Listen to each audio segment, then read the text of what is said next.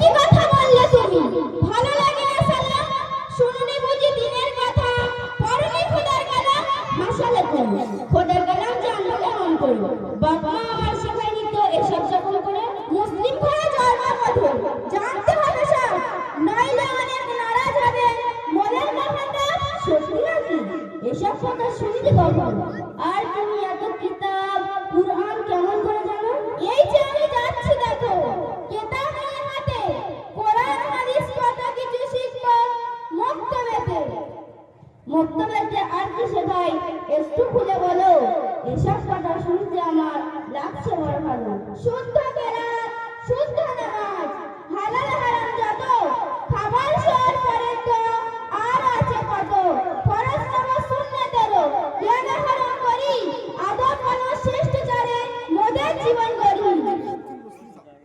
বলছি আমার ভাবছি মনে, আমিও তোমার মতো খোদার কালাম নবীর কথা জানবো শত শত।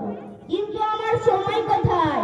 প্রাইভেট পাঠশালা, হাতের লেখা ছবি আঁকা, শিখেছি নীতিমালা, শুনছি সবে।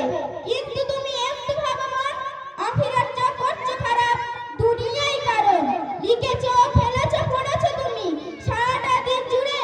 বলছি একটু সময় রেখো দিন শিক্ষার তরে। একটি বেলা যাও না তুমি গ্রামের মক্তবেতে, বদলে যাবে জীবন তোমার, জিতবে আখিরাতে। উচিত কথা বলছো তুমি ওগো প্রিয় বোন, ভাবনা আমার বদলে গেল তোমারই কারণ। আব্বা মাকে বলবো আজই তোমার সব কথা, পড়বো মুখে রাখবো বুকে খোদার কোরআন গাদা। আসসালাম।